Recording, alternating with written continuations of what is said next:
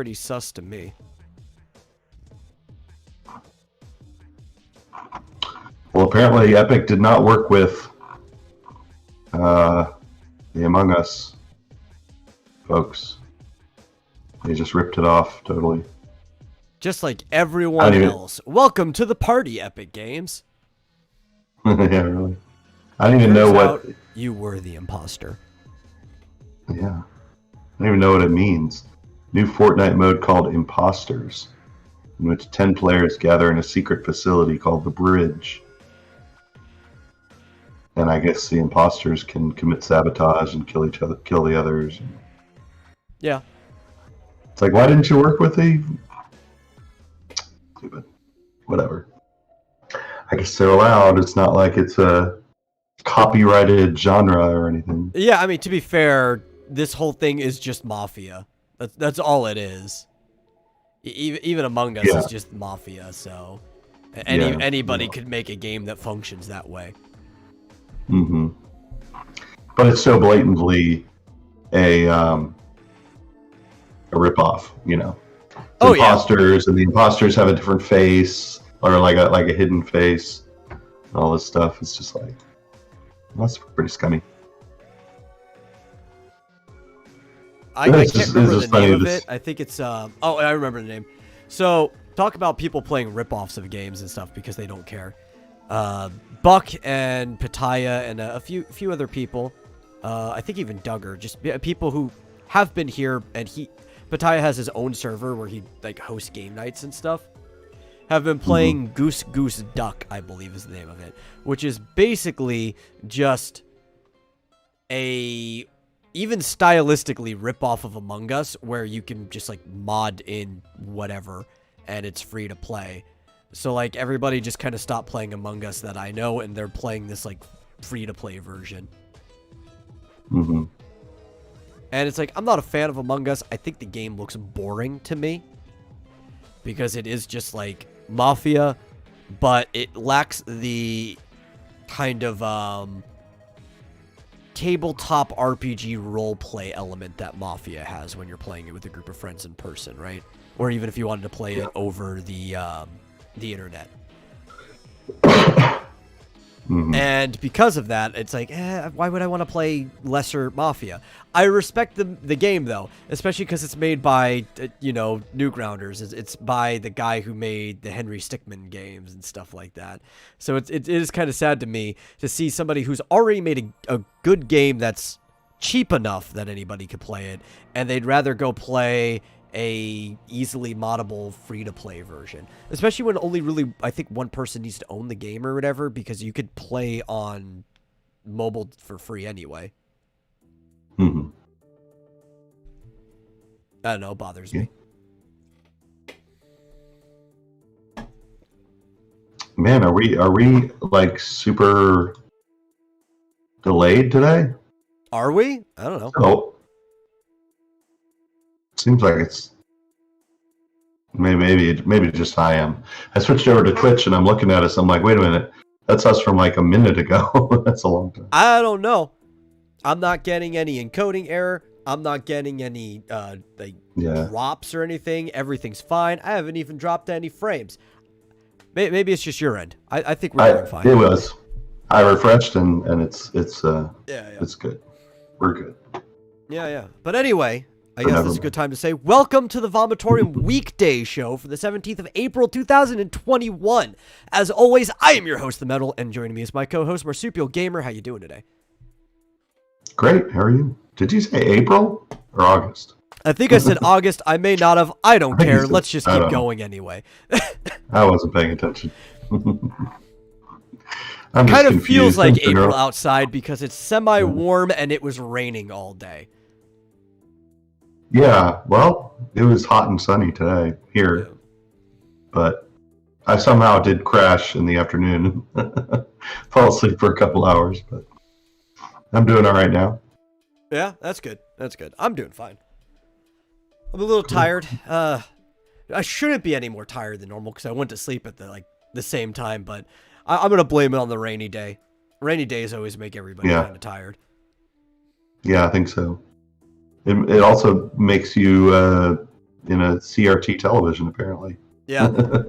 I still had this set up from last night, so I'm like, fuck it, I'm going to roll with it. Metal is broadcasting from the 1980s. Yeah. Apparently. Well, I mean, that's one of the shows I was watching last night was from the end of the 1980s, 1989. I was watching the Super Mario Brothers Super Show, and I was broadcasting it through this little setup over Discord for people. Because I'm conspiracy. Well, I mean, come on. That's like 40 years old. I had a VCR set up to record every Friday the Super Mario Brothers Super Show because that's when they showed the Zelda episodes. And I think I had every single one recorded. I got those too. It's really weird because they were their own block, right? So there was like Mario, and then they would have like a little preview for Zelda during the show. And then even though it had the same opening title as the Super Mario Brothers Super Show before the Zelda one, it was like its own block that happened after the show. So they were technically two different shows, but it was the Super Show. It was weird. I mean, it's kind of like they did that a lot in old things like Scooby-Doo and Dino Mutt used to have their own block like that, where there was like a joint opening for both of them, but then you'd get like the Scooby-Doo opening, and then you'd get like the Dino Mutt opening. Yeah. Well, all the same company, I guess. So. Well, for that one, a different company for Mario. Different company? Scooby-Doo is Hanna-Barbera. Right. Mario's no. I meant Mario and Zelda. It's all the same company. Yeah. Yeah. It was all they were Deke shows that were licensed by Nintendo, so it was even the same studio and stuff doing it. Yeah. Yeah. Cool stuff. I love those Zelda episodes. I wish they had made more at the time. I don't want them to make any more now. Of course, but I just love how fucking smug Link was, because as I'm playing the games, this is how I'm imagining the character is, especially because like he never talks. So you're thinking like he probably I know he doesn't talk because they want you to like insert your own dialogue into it, like imagining how he is. And maybe it's because I'm a smug person myself, but I was always imagining that he wasn't talking because he had like really unsavory things to say about people in his head that he was just holding back. Yeah. Why do you want me to go find your stupid mirror lady? Yeah. What I love too is like if you watch the very first episode, which we did watch the first episode of that one last night too. We were hopping around different shows. Link is just unabashedly himself in that show. Like just the type of character he is. He's somebody that doesn't hold anything back at any time. He's a guy of courage. So if he has something to say, he just runs out and says it. So he like wakes up in the morning complaining about like, why is he in this stiff bed in this tower watching the Triforce of Wisdom? Like, why did he agree to all of this? And then as he walks out the window and looks down, the tower that he's in off the castle is higher than Zelda's room, who is in her nightgown on the balcony looking out. And, it's like, hey, Zelda, you're looking really good, especially from this view. Because he's like, he can see down her shirt. That's what they're implying. They don't outright say it, but that is totally what he's implying. And it's like, I love that. This is is how I imagine Link is at all times. Yeah. The famous, he never gets that kiss. Excuse me, princess. Yeah. It's sad as he never gets the kiss, I don't think, from the princess. But there was an episode where there was like a doppelganger of her that ended up being a monster, but it looked just like her, and he got plenty of kisses from her. Yeah. He'll get kissed by a fairy, not that he wants those. Yeah. Poor Sprite. Yeah. Poor Sprite. I'm gonna just binge watch that show. I told them too. It's like, okay, next time I'm hopping in, we're just binge watching all of these shows back to back. I don't care whether you want to watch it with me or not. I can put it through my freaking webcam, deafen me or mute me if you have to. I don't give a shit. Yeah.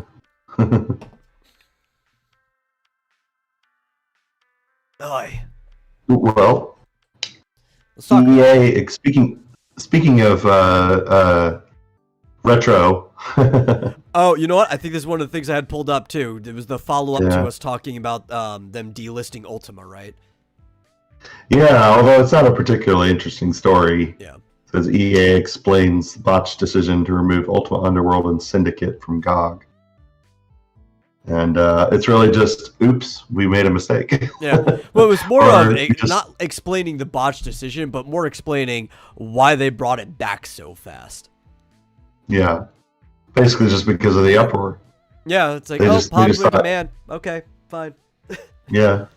Yeah, it's like, I don't know what the downside is to leaving those things listed, but I guess somebody was like, surely nobody cares about these games anymore, right? Let's just take them down. And they did, and everyone was like, what the fuck? What are you talking about? We love those games. It's like, well, I wonder when the last person was that actually had bought it before that. Probably me 3 years ago or something. I don't know what is up with execs, and I think it's because most people who are in charge of companies now themselves are not gamers, right? Yeah. So they're not in the head of people who play games. But there seems to be this thing where executives at many places, despite the history of this, are slow to come to the realization that people still like playing old games. Right? Nintendo goes through this revelation almost every single generation, where they're like, okay, we're not going to do a virtual console type thing. Oh, people still want to play these games, and we'll do a virtual console type thing. Like, literally every generation Nintendo goes through it. You'd think other people would be paying attention to this too, but no. You're like, well, nobody wants to play our old games. They only want to play the new ones. Why would they want to play those old crappy games when we got these new flashy ones they can play? And then people bitch and complain. And like, oh, okay, we'll put them back. We'll put them back. Clearly, you still want to play these games. Yeah, but in retrospect, it maybe was a smart move because, it got it in people's interests again, Like, when was the last time you went and looked for Ultima Underworld on GOG? Yeah. Suddenly it's in the headlines again. I think most people that wanted Ultima Underworld on GOG already owned Ultima Underworld on GOG. Yeah. Like, maybe there's a few people who had never played Underworld before. Like, or maybe even an Ultima game, right? Like, they've just never played anything in the franchise before because they're young, and now the uproar, they're like, oh, well, this is a classic, I'll go try it. You might get a few people that way, but I think the vast majority of people that are ever going to get it already have it. Probably. Which is probably why they decided to delist it in the first place. Yeah. But now it's free. You can get it for free now. Yeah, I'm probably actually going to go and add those to my account. All four of the games. Syndicate's pretty good, too. I never played those. Yeah. Joshua's right, though. How many times do we have to teach you this lesson, old man? But yeah, I thought it was funny. I figured you were going to see the same article, too. It's like, yeah, we're going to talk a little bit about this. Yeah, well, there's not much else to talk about it. Except how stupid that they are. That's about it. Yeah, except people like retro games. I mean, even the Atari Amico or whatever is going to have all those old Atari games. As far as I know, yeah. That's what they're saying. It might be missing one or two. Who knows? Maybe ones that people don't know. But from what they've been saying, it's going to have everything. Yeah.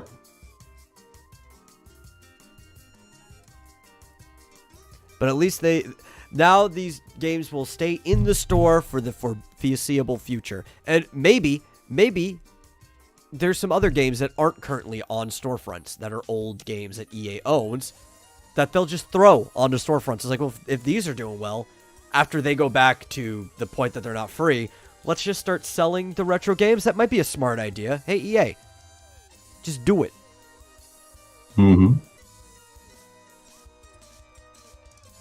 Put all the old Sim Cities on there.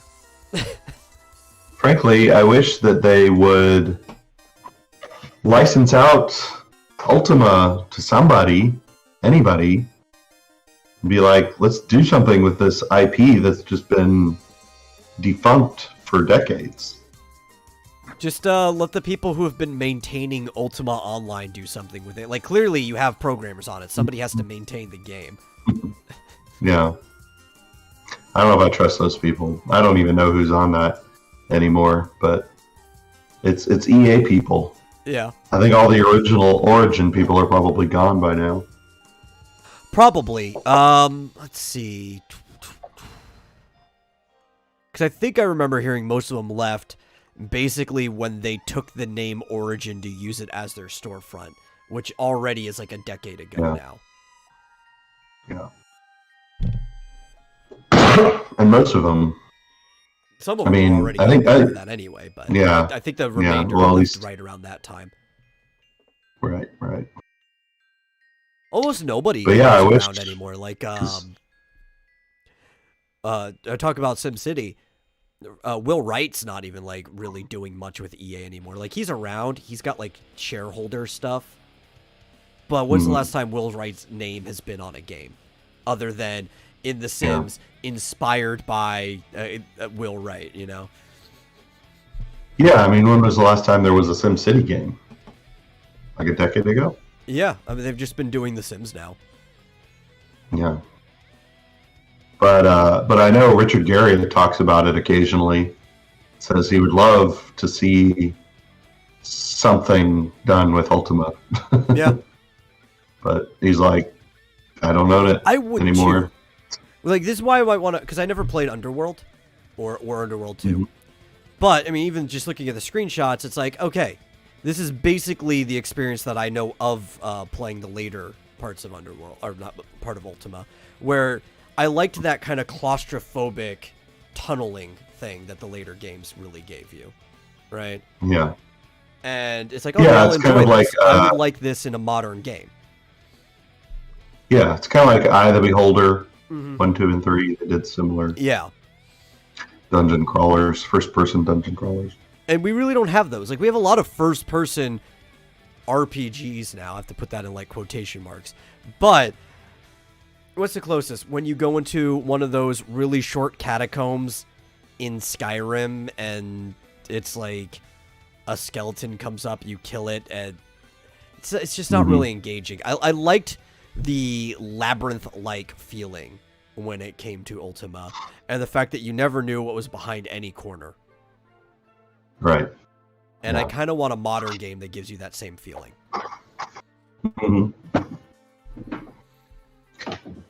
Yeah, that would be nice. You know, I would prefer to see something done with the mainline series, as far as, I mean. Well, I mean, I don't know all the aspects, because, you know, that's one of the older, I guess you could say, open world games in a way, right? Yeah.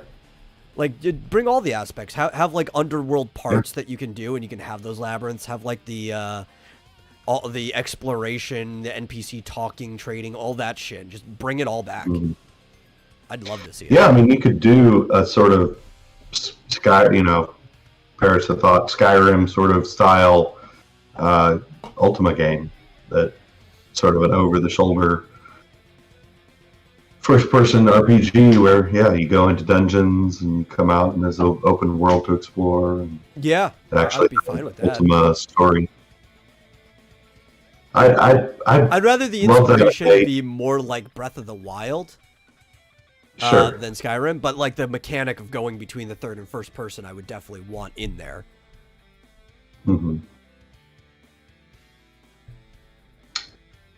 Oh well, maybe. Yeah. It's probably never going to happen. Or just a remake of the older ones, a pixel remaster, if you will, of Ultima's 1 through 6. Actually, it could happen, because everybody's doing a ripoff of Breath of the Wild right now, right? Yeah. So we don't need a direct ripoff, because I wouldn't want it to be like Breath of the Wild. It's just, that's the game I would use as a staple for inspiration. Just be like, hey, look, Skyrim still sells a lot. Breath of the Wild's doing hot. Why don't you just take this franchise that you already own and make an open world exploration game out of it? That would please the fan base. Instant seller. Well, interestingly, I believe Richard Garriott still owns Akalabeth, which is sort of the Ultima Zero game before it became Ultima. So, I mean, you could do a spiritual successor and see if you can license the name Akalabeth from him. I'm sure he'd be more could. I don't have the capability of doing that. Yes, the royal you, meaning somebody. But yeah, I fiddled with RPG Maker, the latest RPG Maker. I think it was the latest.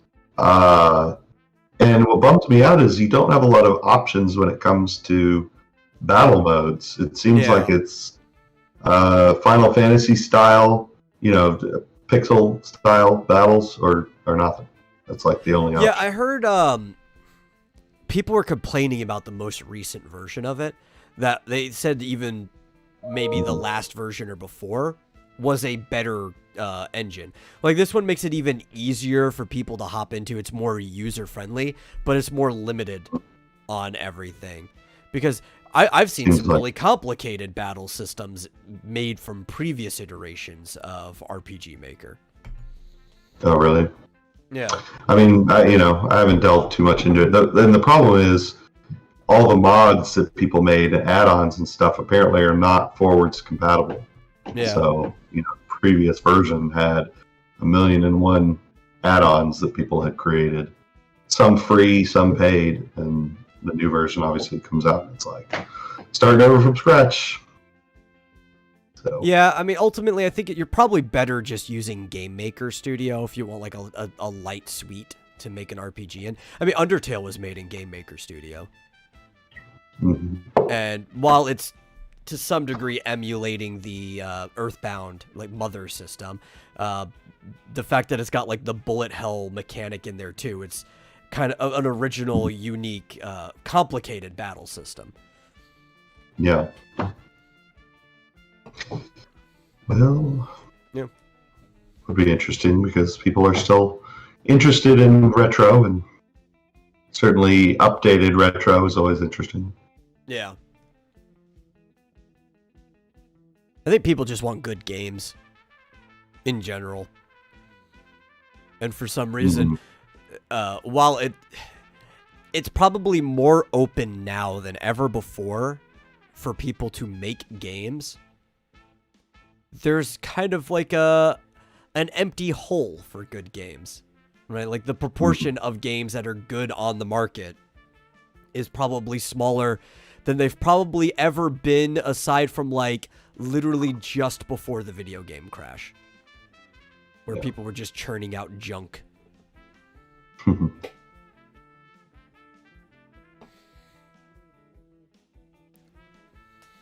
Funny thing is, like, I would talk about Newgrounds, right? And I was talking to somebody else.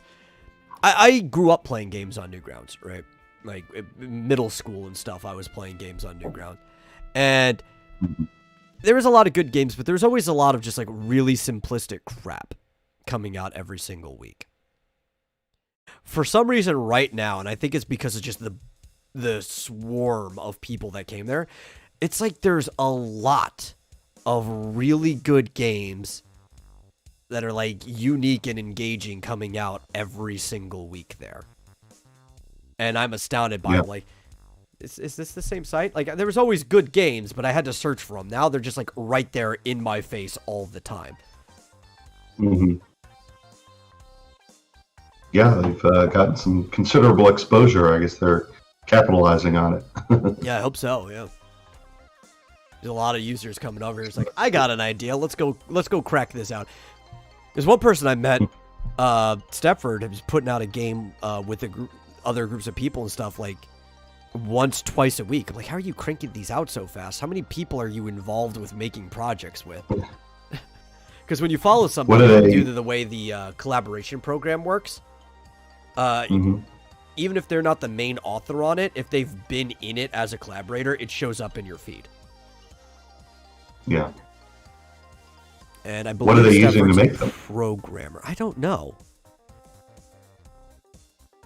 I haven't been paying a bit too much attention, but some of the games are pretty fun. Like, I was playing one for the Game Jam that happened recently. Because they're doing these summer jams. That's going to be ending soon, but animation, I know there was 5 jams. I don't know if the game jams were the same. But the theme for one of them was egg. You had to make a game that had something to do with the word egg, right? And this game was called Sunnyside versus the Eggies, and you're this chimp that got kidnapped by aliens, like Martians that were eggs. Like, they were all egg themed or whatever. And you were on their ship, and it's kind of like a roguelike in a way. It's infinite floors that get progressively procedurally harder, so it generates them. And you collect power-ups as you're going through. So, like, your bullets will get bigger, your fire rate will get faster, your reload speed gets faster. And you're basically trying to see how far you can get down. I only got to floor, I think, 21 when I had to go. Like, I had to leave when I was playing it, and I haven't gone back. So I kind of let myself die. Yeah. But I was doing fine. Like, I got to the point that I was going through it, and it was getting hard for them to even damage me. But, you know, I don't know. It could catch back up to me later if I was continuing. But it was a really fun game. I was just a chimp with a freaking shotgun just blowing shit up. That's awesome. Yeah. Did I ever tell you I met Peach at a game jam? Yeah, you did. I don't know if you ever talked about it here, but you've told me. Yeah. Hey, if you want to find a nerd to fall in love with, go to those game jams. If they ever, I don't even know if they hold them in person anymore. At least not for the last couple years, or this year and the year before that. But maybe they'll go back to holding them in person. Who knows? The world may never be the same. Maybe someday. They should though. They're very fun. They're fun for meeting new friends and networking and learning new stuff, because you run into people that are using all kinds of crazy tools. You know, you ask them what game engines they're using, or I think that's where I first learned of, I think I'd heard of it before, but learned a lot about Unity and probably Unreal Engine and stuff like that. People were actually because Unity's really bulky, but it's great if you're working within a time limit and just need to plug things in. Yeah, there were always a lot of people working in Unity.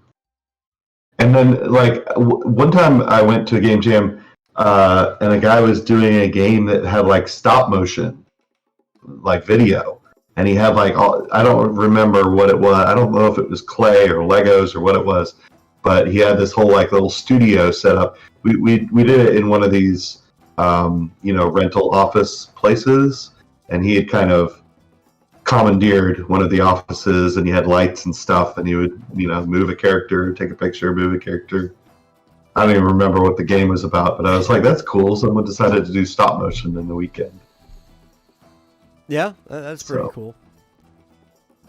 And then now we have games that, while the main characters are still animated in computer, Sakaguchi decided, hey, let's just make dioramas for fucking everything. Yeah, exactly. Well, now that the Diablo 2 beta is offline, and in an annoying way, by the way, I logged in because I knew it was going to be offline, but I was just curious. So I opened up Diablo 2 Resurrected, and it comes up and it says, you must be connected to Battle.net. So I'm like, oh, okay, and all it says is okay. So you click okay, tries to connect, you must be connected to Battle.net. I'm like, okay, how do I get out of this? I had to force quit the application. I'm like, Jesus Christ, guys. At least have an exit button. It's quite annoying. Yeah, I'm sure it is. But yeah, now that Diablo 2 is offline for the time being, maybe I'll go back to playing Fantasian. That'd be fun. Yeah. That game was looking fun while you were playing it. I'm just personally not going to probably play it for years to come. Until it comes out on some other platform? Or it becomes increasingly easier for me to emulate it. Because it's possible, but right now emulating Apple Arcade games is a pain in the ass. Do you have to emulate iOS? Pretty much. Entirely? Yeah. Which you can do. Yeah, I don't know.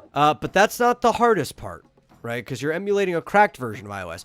My computer can run the operating system of an Apple phone while in Windows. It can run the operating system of an Android phone while also Windows. But Android's easier because of the way you can install things. Apple Arcade, you have to kind of install things through the Apple Store, but you can't do that when you're emulating, right?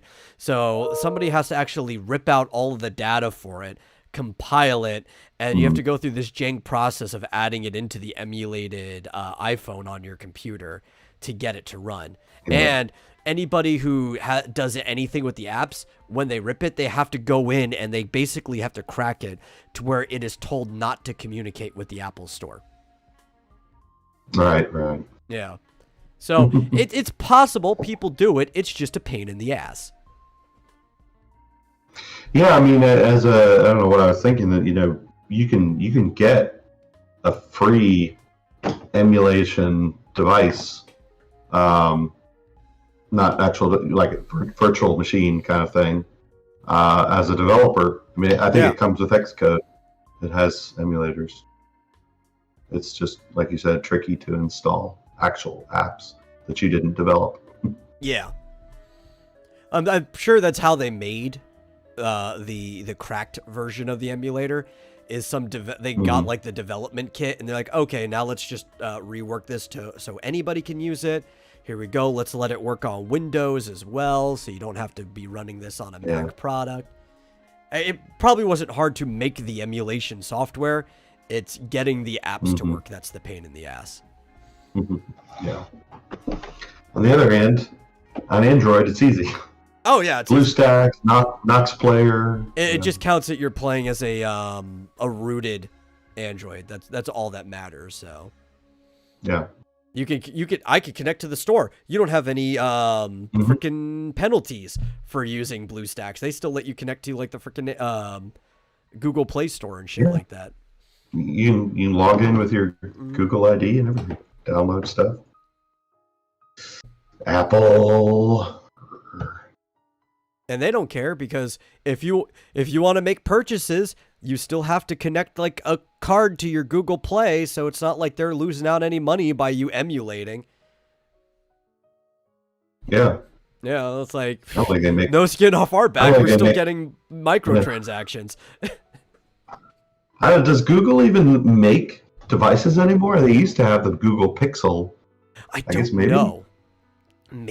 I really don't know. I have to double check because I know they had their own phone service. I don't know if it's still out there. It was the I think the Google Fi or Fi or whatever it was called, which was like a 4G service, and the Pixel was like the default phone you could get with it if you wanted to buy a phone. But they also had like partnerships, so you could get like a Galaxy or something like that. But you had to have an Android phone. That was the only way it would work. Yeah, which is smart. I mean, it's their operating system. If you're gonna have some type of service, it's like Apple. I don't blame them for forcing people to use an Apple phone or like an Apple operating system on their phones either. It's like, no, it's all one complete service. We're partnered with these people. AT&T or Sprint are both available now. Just use our service. Yeah. Like, I don't blame them. Yeah, but Google never made a whole lot of money on their hardware. They don't really care. No. In fact, I think I remember when they first came out with the Pixel phones, I think what they were doing was like seeing that a lot of the phone makers were making the phones crappily. We're just making terrible phones. Oh, the Pixel was actually a good phone, like specs wise. Right. Yeah. And that was the point, was that Google was like, look, manufacturers, this is how you do it. Yeah, let's show you. Yeah. They're like, it didn't have any crapware, preloaded junk on there. It's just Google's clean, kind of always been that way, right?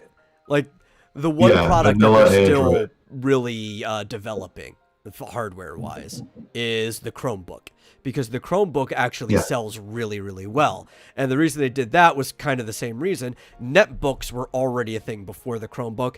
I almost wanted one at one point in time because, like, man, that's only like $150, and it would be a nice little connect to the internet writing laptop when I'm away. I could fit it in my coat pocket.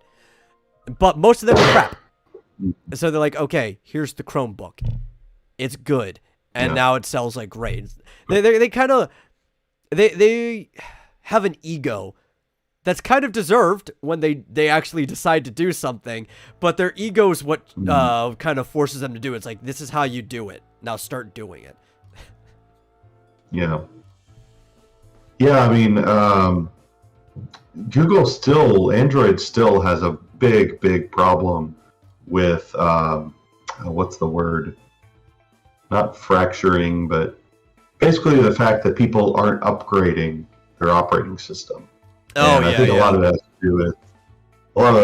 to do with these phone manufacturers using their custom version of Android that they don't update. Yeah. So they don't get the new kernel. Staggering is probably the word you're looking at. They're staggered updates because everybody are on different versions of the software, since not everybody's updating at the same time. Yeah, something like that. Yeah. But interestingly, I used to do mobile development, and I had sort of the Android SDK installed on my laptop, and I went to go get the latest version just on a whim, and now they have an entire IDE. They have a whole development studio, which is really cool looking. But what's interesting is that when you start up a project, you select the version of Android that you want to target. Yeah. And if it's, if it's like version, I don't know what they're up to, but if it's like, if you say version 7, then version 7 and up will run your application. But if somebody has Android version 6.5.4, it won't run your app at all. But it tells you now what percentage of devices will actually run your app. That's and it's pathetic. It's like, oh my god, I have to target versions 5 or 6. I think they're up to like version 15 right now of Android, but you have to target 5 or 6 to get over 90%. Like as soon as you get up to version 7, it's like 85%. You choose version 10, it's like 30%. It's like, oh my god. Well, I know this is also part of the reason that Apple has for a long time kind of forced through that kind of what's the word? It's forced obsolescence. Obsolescence? Yeah. Yeah. Right. They've kind of forced the obsolescence of it because older devices can't upgrade to some of the newer stuff, right? And this is a problem that Android's been running into that Apple doesn't really deal with because most people only let their iPhone or whatever go back by like at most 2 generations, right? Like they might skip a generation. They'll skip from 9 to 11, but they won't skip from like 8 to 12 or something like that. And just because of the way it works. Android, you can still access the market and do everything and work fine if you have a phone that is still running on Lollipop. Yeah. Right? And that's the problem. And that phone, Lollipop's the last one it can use. You can't upgrade the operating system anymore. You'd have to get a more powerful phone. And that is an issue that if you want to leave your phone, your services open, if you want to remain open source, if you want to let anybody install anything and stuff like that, you kind of have to let that happen. And it becomes a pain for developers. Yeah, definitely.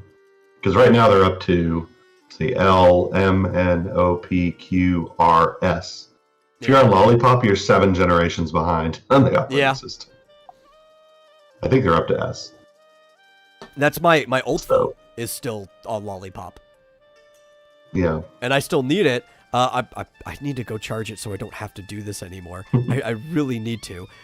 Because I still haven't fully transferred my Authy stuff over. I keep forgetting to do it because I don't feel like digging out that it's a different charger. It's the old like USB micro, right? Like the really tiny one that Androids used to use. It's not a Type C that everything uses now, right?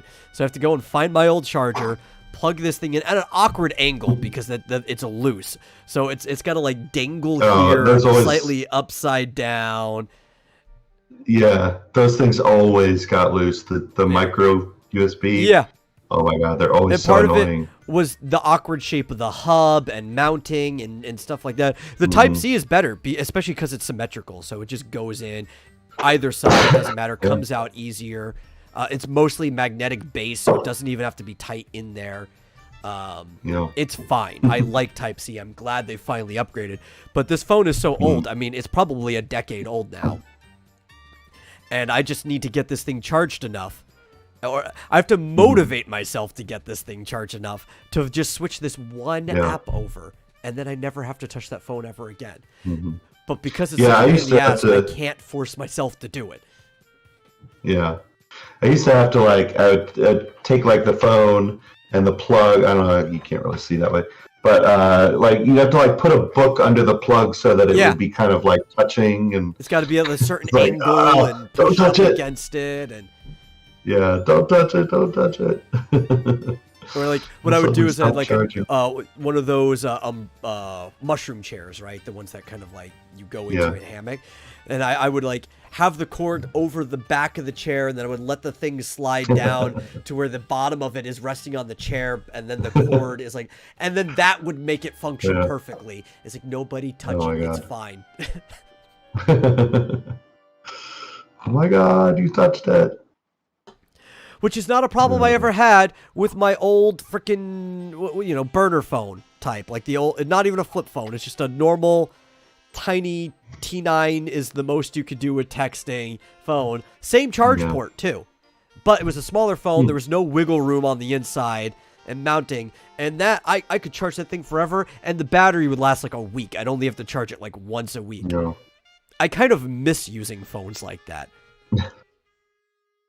Like, sure, I've got a computer in my pocket at all times now that's probably more powerful than any computer I used growing up. But it's a pain in the ass. And sometimes I just want something that lets me hang up on people. That's simply it. I don't even want to talk to them. I want them to know that I know that they're calling me, and I just want to hit that red button. Yeah. Oh well. Yeah. Fucking. But yeah, I can understand why it would be a pain in the ass. It's like Gen 5 is such a far way back. Like that's 10 generations back that you're having to make a game for, or any type of app if you want like enough of the user base to be able to use it. Yeah. And that's the thing. I can imagine it's frustrating for Google to be like, well, look at all these amazing new features we have in generation 17. Yeah. But nobody can use it because you'll only get to like 20% of all the devices that exist or less. It's ridiculous. Yeah, that's the problem with the staggering updates, right? Because the newest one might even end up being the largest slice, but because there's so many slices, it's still a small percent, right? Like the next slide after the 20 might be 18%, which is still a pretty big slice, and then it's narrowing. But there's so many slices, it doesn't matter how much it's narrowing. But it is like I said, it's forward compatible. Yeah. So if you build for everybody M, else can use it. It'll M and all those later ones can still download your app. It's just what do you set as the cutoff? And I don't even know what the problem is because you can't use features. some of these features, right? That's what we're talking about. Like if I don't know, let's say they've got bioelectric sense in something because it's an OLED screen, and they want to sense the electricity in your hand so you can do something on the screen. Well, maybe a phone that is still running on M can't use that. Or just a game that uses the latest, like Apple. I want to say recently, but it's been a few years. Introduced this thing called Metal. That's a new graphics processing engine essentially, and if you want to use that in your game, you have to target whatever version that started on. Which is less of a problem for Apple since there's almost nobody that's more than 2 generations behind on Apple. Yeah. Oh yeah, it's definitely not a problem for Apple. I mean, usually most of their devices, since they control most of their devices, even if you are a couple generations back on hardware, you can usually upgrade to the latest OS. Yeah. You have to be many years back before they cut you off on the OS. But like with Android, it's different. Like, I mean, usually you can only upgrade like once or twice at the most as far as like the next, sometimes only like once to the next major OS version. And that's it. Yeah. Part of that is because they usually don't upgrade to a new OS version like a letter name unless there's like some type of framework change, right? Which usually comes with newer devices. If you can keep upgrading, it'll still have the same name. It'll just be like version 1.0.1 something or whatever. Yeah. I think it's mostly because these manufacturers just don't install the vanilla operating system. They install their specific version of it. And so in order to do an upgrade, they have to upgrade their store version on it as well. And they don't want you to uninstall their store, so they have to integrate it into their version of the operating system. Yeah. This is why Apple is better in every way. No. Well, one of the reasons this works for them, though, is because they're targeting a luxury audience, right? Because they're a luxury product. That's what they're selling it for. And this is another reason why most people aren't behind on average more than 2 generations. They might skip a generation, but they'll usually go to the next one after that. And that's because it's like, well, I might be paying upwards of $1,000 for this next phone. I'll wait until the one after that. But they still want it because it's a luxury product and it's all about being on the line and having it and everything like that. You don't have that in the Android audience. In fact, a lot of the people that choose Android, it's because it's the discount, right? It's the thing I can afford a cheaper phone that runs the operating system. Yeah, and you see that in the store sales still to this day. So people who actually spend money on the Apple App Store is much higher percentage than people who spend money on the. But it's also people who can afford to spend money as well, on average, right? I mean, there's a few people that they prefer Android for specific reasons that have a lot of money. Some people like the fact that it's open source and they can do a lot of stuff with it. But that's like a tech mogul might like that. It's not a wide range of people that have the money to drop onto it, you know? Well, from what I hear, most people end up going towards Apple anyway. Yeah, but from what I hear, there's a Samsung phone that has a really amazing camera on it that Nick Rekieta recently bought. I forget what it's called, S20 something Samsung phone, and he was looking for, what's the best camera I can get for live streaming, what's the highest quality camera. And some people suggested this Samsung phone, and I looked it up, and sure enough, it gets better scores than any of the iPhones. Yeah, it was like, wow. Well, that's one of the things about Android 2 is there's more flexibility. It has a really high end. There's a lot of like really expensive Android phones you can buy, some from LG, some from Samsung, and stuff like that. For a long time, Samsung even had like the Galaxy line, before they started having like cheaper versions of it, was supposed to be like the iPhone equivalent of getting an Android phone. That was like the whole point to like the Galaxy Edge and shit like that. But you don't see a lot of people getting it because, again, a lot of the people who opt in for Android are getting more of those cheaper options. They'll go to like Boost Mobile or something, and they'll get like, oh, well, it's still a Samsung, but it's like the Samsung E something, which they don't realize E stands for economy class. So it's like the Samsung E15. It's like, okay, I'll go get that. Yeah. I can afford it. I can, the 3 monthly payments, I can knock that out. Yeah. Yeah, I was recently looking at tablets a few weeks ago, and I was like, oh, maybe I should get a new, because the only tablet I've got is extremely old. I never use it anymore. But I started looking up some Android tablets and Samsung Galaxies. I'm like, God damn, these are expensive. Yeah. Like way more than I expected. I thought like Android tablets were cheap, but I mean, maybe some are. If you see the word Galaxy, that is their flagship line for Samsung. So that's where it's going to be expensive. Yeah, like damn, I'm not buying that. Very expensive. I guess there's still the Amazon Fire thing, but again, I hate their custom operating system. The one thing I like, and I used to have a Galaxy tablet, was that it looked pretty much like the stock Android.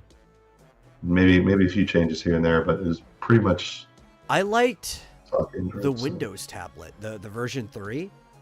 I don't know if Windows dropped their tablet line. I don't watch commercials, so they used to advertise it. I don't know if they're still advertising or not. But the Windows tablet, as of like version 3 and on, actually had like the Wacom bamboo technology in the Surface. So it had the best pressure sensitivity for like a tablet for art and stuff out of anything on the market at the time. Yeah, they still sell Surface Pro and all that. I like the Surface. I think that's a good tablet. Yeah, I've heard a lot of people using it recently. I kind of want to get one just for art. Yeah. See, I don't need it for that. So I'm not an artist. I mean, there's other options. It's a Windows computer, basically. So it's, there would be the advantage. I know you like your Apple stuff, and it's got that new thing where you can slide stuff from one device all the way to the other. That's a cool thing. For me, since I do everything, everything's Windows for me on every device that I do, aside from my phone, which is Android. A Windows tablet would be great because it's like, well, it can just run all the same programs. It's because it's not apps or stuff. It's literally just standard applications. Yeah. See, that's why I was looking at these Surface things a while back, but I'm like, I don't want a Windows laptop. I'm happy with my Windows desktop. For a laptop, I'd rather have a Mac, frankly. That's just me. Man, Microsoft has now we're getting into like product assessment reviews here. Yeah, a little product review. There's something called a Surface. I went to the Microsoft Surface, Surface website. Mm-hmm. There's something called a Surface Hub 2S, which is a gigantic. It's a whiteboard that runs Windows. That's cool. They've got like that. A 50-inch. Yeah. It's like basically just a 50-inch TV TV that functions as like a whiteboard. Yeah. A big old computer with, I guess it's touch sensitive. I kind of want that. Me too. I totally want it. Like, you know what that would be great for awesome. too? Because I remember I was watching XP to Level 3 was showing off his setup that they use for tabletop role-playing. And he has like this custom-made table that has a screen built into the table so they can put like maps and stuff underneath the figures. That would be great for like role-playing. Just having that on a table and stuff and just moving figures and stuff. It has a 4K camera mounted to the top. Ooh. You can do like meetings and stuff. I wonder if I can find a contest giving one of those away. I wonder how much they cost. I'm sure it's fucking expensive. That's why I want to see if I can find a contest giving one of those away. Yeah, you always win contests. Yeah. Like, man, would that be fun? Boy, back when I had a company, I would have gotten one of those just to have it. Be like, let's have a meeting so we could use our in the office. Yeah, dude, I would have it behind me, and I would just start like using it for shit while we're on the show. I would just walk. Okay, let me explain to you mathematically why you're wrong.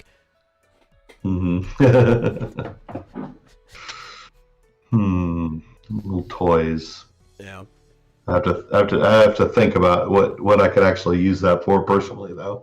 I don't think it would have very many uses. My problem is like I think Microsoft, when they make products, tends to make really good products with very few exceptions. Like they've had some blunders, but for the most part, when they actually put out like hardware, it's good. But most people don't want Microsoft hardware outside of an Xbox, right? Surface sells okay. It does better than most of the other stuff that they've tried to put out. Still not that good of a seller. When they went with Nokia and they made the Nokia Lumia Windows Phone, sold like shit, even though I thought it was actually great. One of the problems, didn't have access to the app stores that people want, so you're running like actual Windows applications on a phone. It was basically just a handheld computer, a small tablet. But I thought as far as a phone, it was a great phone. I wish they had continued the line. It was probably my favorite phone. Yeah. Probably could have benefited from being made in a BlackBerry type way, where it had like a keyboard that popped out of it. That would have been cool. But other than that, I thought it was great. I think they make very good quality hardware.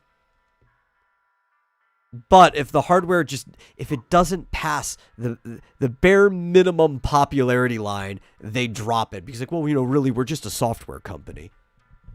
Yeah. All right, you ready? Yeah. Are you prepared? Are you sitting down? I'm guessing it's going to be over $2,000.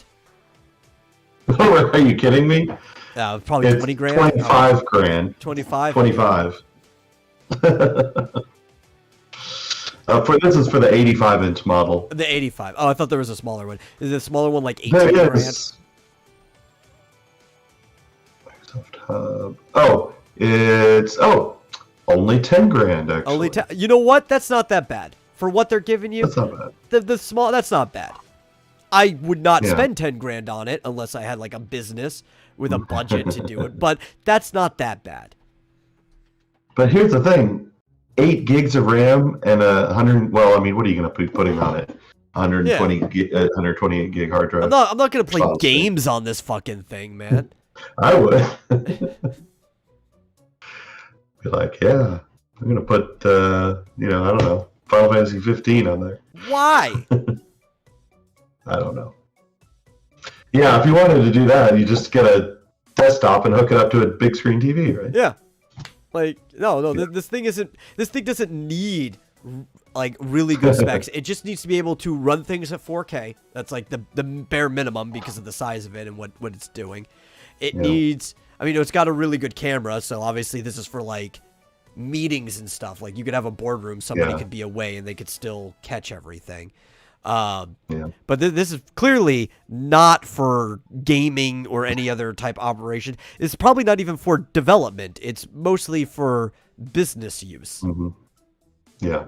It probably would be great for art though, right? Like 8 gigs of RAM is probably all you need with the rest of its specs to just run, say, Photoshop or Clip Studio if it was the only thing that you were running at the time. So, like, imagine just having that huge canvas that you could touch with your hands to mess around with. Yeah, I don't know if it's a touchscreen, actually. And I think what would be the point of it if it wasn't a touchscreen? Oh, it is. It is a touch surface. Wow, that's why it's so expensive. An 85-inch touch surface. Holy shit! It probably uses that bamboo technology too. It probably comes with like a stylus or something that works with it, so you could use it like a marker on there. Yeah. Like, man, if I had that for art, I would be going to fucking town.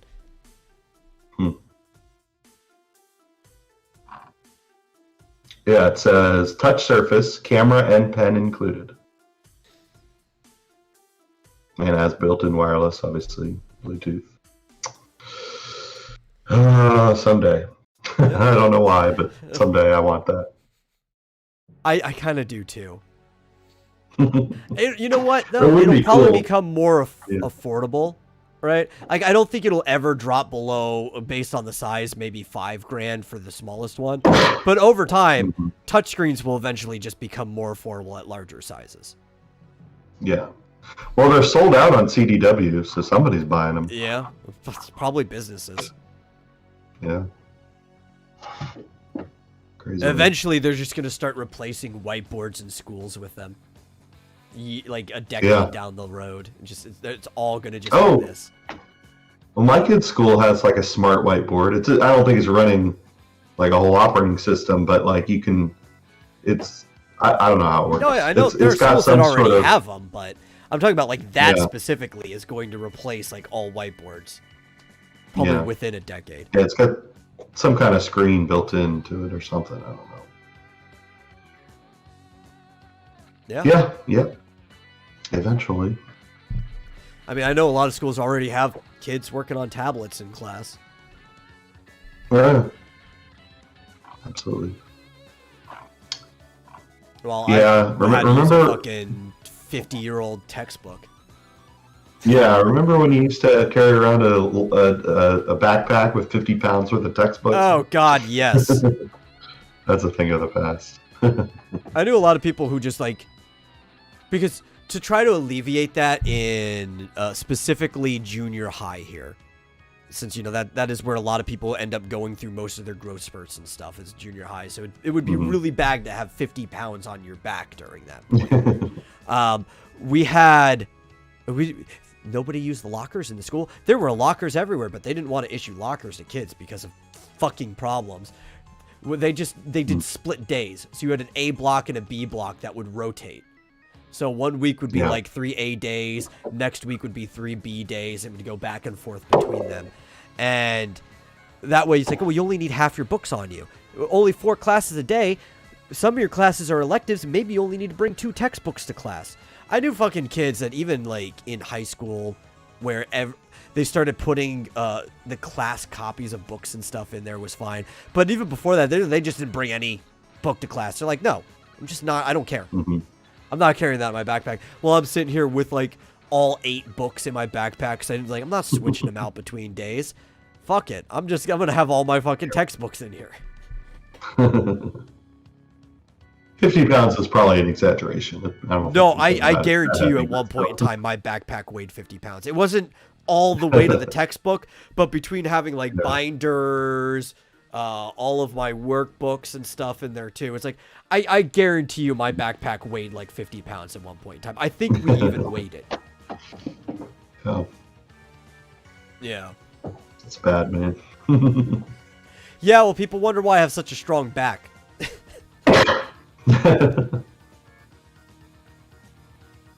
Yeah. Yep. I wonder if that's why I had strong legs. Probably. It's got to support all that thing up weight. and down the stairs. Yeah.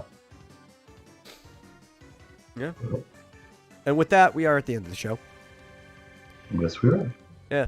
Thank you all, whoever you are, for watching, either now or in the future.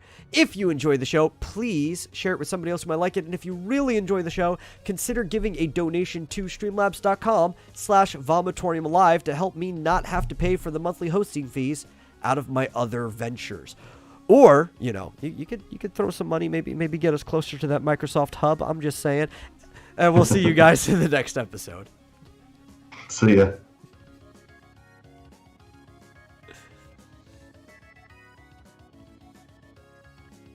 Just gonna, where is it?